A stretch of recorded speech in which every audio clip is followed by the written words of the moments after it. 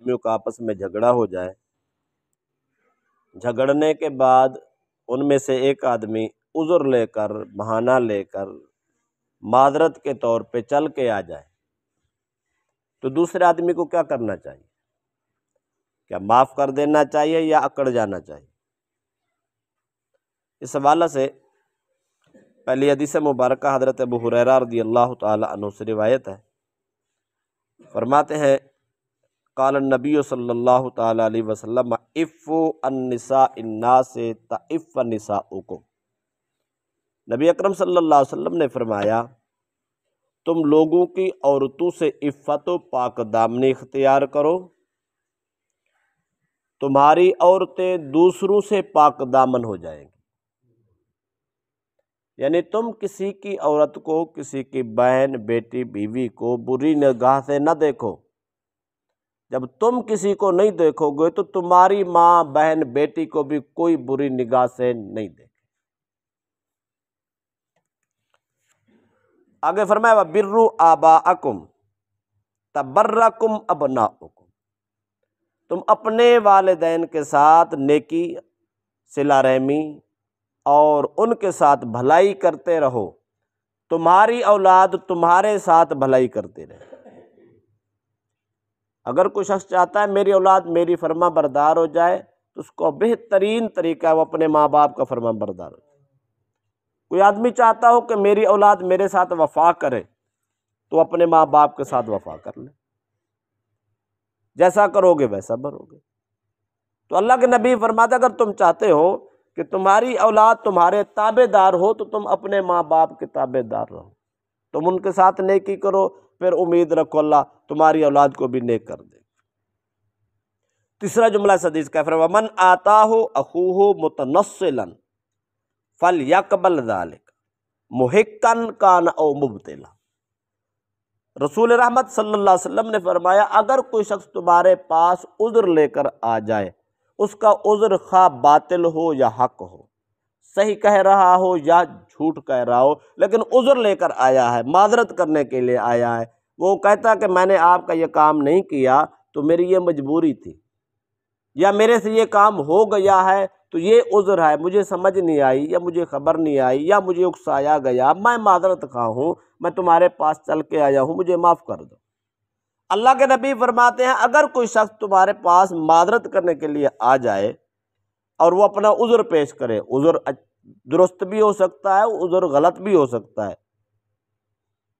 تو تمہیں کیا چاہیے؟ فرمایا فَإِن لَمْ يَفْعَلْ لَمْ يَرِدْ عَلَيَّ الْحَوْض، جو آدمی اس کا عذر قبول نہ کرے اس کو رد کر دے۔ یعنی آدمی معذرت کرنے آیا، دوسرا بھائی اکڑ گیا، اس نے کہا نہیں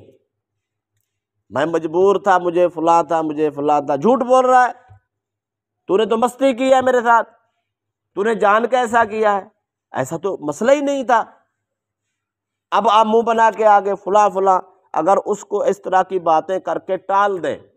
اس کا عذر قبول نہ کرے، اس کی معذرت قبول نہ کرے، اس کو معافی بھی نہ دے، اللہ کے نبی فرماتے معافی نہ دینے والے کا حشر یہ ہوگا فَإِن لَمْ يَفْعَلْ لَمْ يَرِدْ عَلَيَّ الْحَوْض، جب قیامت کا دن ہوگا، دنیا پیاس سے مر رہی ہوگی، تو اس وقت میں محمد حوض کوثر پہ جام لیے کھڑا ہوگا، معاف نہ کرنے والا آدمی میرے تک نہیں پہنچ سکے گا۔ اس کا مطلب یہ ہے لڑائیاں تو ہو جاتی ہیں، قصور بھی ہو جاتے ہیں، انسان ہے غلطیاں ہو جاتی ہیں، کبھی وہ غلطیاں غلطی سے ہو جاتی ہیں، کبھی جان بوجھ کر بھی ہو جاتی ہیں۔ اگر کوئی سی آدمی سے غلطی ہو جائے اس کے بعد وہ معذرت کرنے آئے تو دوسرے فریق کو چاہیے اس کی معذرت قبول کر۔ اس کا اجر یہ ہوگا اگر معذرت قبول کرتا ہے تو قیامت کے دن جب دنیا پیاس میں ڈوبی ہوگی اس وقت محمد عربی کے مبارک ہاتھوں سے جام کوثر نصیب ہو، رسول اللہ کی ملاقات بھی نصیب ہوگی، آب کوثر کے جام بھی نصیب ہوں گے۔ اگر مسلمان کو معاف نہ کرے، بھائی کو مسلمان معاف نہ کرے، رشتہ دار کی معذرت قبول نہ کرے، اللہ کے نبی نے اتنی سخت وعید بیان کیا ہے کہ اس کو حوض کوثر تک آنا بھی نصیب نہیں ہو۔ لہذا معاف کرنے کی عادت بنانی چاہیے۔ معاف کر دینا یہ عام عادت نہیں ہے، یہ خود خدا کی سنت ہے، یہ اللہ کی ادا ہے۔ اللہ کتنے کتنے مجرموں کو معاف کر دیتا ہے، بت پرستوں کو معاف کر دیتا ہے، شرک کرنے والوں کو معاف کر دیتا ہے، بڑے بڑے گناہ گاروں کو معاف کر دیتا ہے، کتنے بڑے مجرموں کو معاف کر دیتا ہے۔ اللہ پاک کی یہ سنت ہے، جو آدمی رب کی سنت اپنائے اللہ اس پہ راضی ہو جاتا ہے۔ تو جس پہ رب راضی ہو جائے اس پہ جگ بھی راضی ہو جاتا ہے، دنیا بھی راضی اور آخرت میں محمد ربی صلی اللہ علیہ وسلم بھی راضی۔ لہذا پہلی تو بات ہے کسی سے قصور ہو جائے تو اس کو معذرت کرنا بھی آنی چاہیے، اکڑ نہیں جانا، غلطی بھی کی اکڑ بھی گئے، ضد بھی کر لی، اناء کا مسئلہ خود بنا لیا، قصور بھی اپنا اناء بھی اپنی نہیں۔ جس سے غلطی ہو جائے، قصور ہو جائے جانے انجانے میں، اس کو چاہیے وہ معذرت کرنے کے لیے چلا جائے۔ اب جب وہ چلا جائے گا تو گیم الٹی ہو جائے گی، اب دوسرے آدمی پہ فرض ہو جاتا ہے کہ وہ اس کو معاف کرے،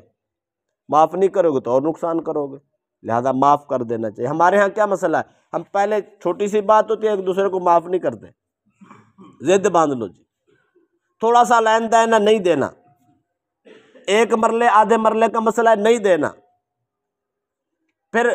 اس پہ قلعے کے قلعے کو اوپر لگا دینے ہیں، آخر پہ آ کے وہی فیصلہ ہونا ہے کیا ہے، اب لے اور دے کے کام ختم کر دو، صلح کر دو۔ وہ بہترین طریقہ ہے، شریعت کا مزاج یہ ہے، ہمیں ہمارا دین یہ سکھاتا ہے کہ برائے مہربانی غلطیاں ہوتی رہتی ہیں، معاملات ہوتے رہتے ہیں، خرابیاں ہو جاتی ہیں، کسی سے قصور ہو ہی جاتا ہے تو اس کو چاہیے وہ معذرت کرنے چلا جائے۔ اب دوسرے فریق کو بھی چاہیے اس کی معذرت قبول کر کے اس کو معاف کر کے پھیر دے، تاکہ یہ مسئلے ختم ہو جائے، آئندہ کے لیے عزتیں بحال رہیں، معاملات بھی اچھے رہیں۔ دوسری بات ہے حضرت جودان رضی اللہ تعالی عنہ سے فرماتے قال رسول اللہ صلی اللہ علیہ وسلم من اعتذر الی اخیہ المسلم فلم یقبل منہ کان علیہ ما علی صاحب مقصد۔ نبی اکرم صلی اللہ علیہ وسلم فرماتے ہیں اگر دو آدمی کو لڑائی ہو جائے، ایک آدمی معذرت کرنے چلا جائے اور دوسرا آدمی اگر اس کی معذرت کو قبول نہ کرے، اس آدمی کی مثال ایسے ہے جیسے نہ حق زبردستی ناجائز اپنا ٹیکس وصول کرنے والا۔ حدیث کے الفاظ اتنے ہیں، سارے نے لکھا ہے حق اور اصول کے مطابق ہر کسی پہ ٹیکس ہوتا ہے، حکومتی سطح پہ ٹیکس ہوتا ہے یا شریعت کے روح سے دیکھو تو زکوٰۃ ہوتی ہے، عشر ہوتا ہے، اس وقت یہ ٹیکس ہوتا تھا، بعد میں دوسرا ٹیکس شروع ہو گیا۔ تو ایک آدمی موصول ہے، اس کی ڈیوٹی ہے وہ جا کے ٹیکس وصول کرتا ہے، جا کے اس کی دکان دیکھتا ہے، اس کا کاروبار دیکھتا ہے، کہتا ہے تیرے اوپر 2 لاکھ روپے ٹیکس ہے۔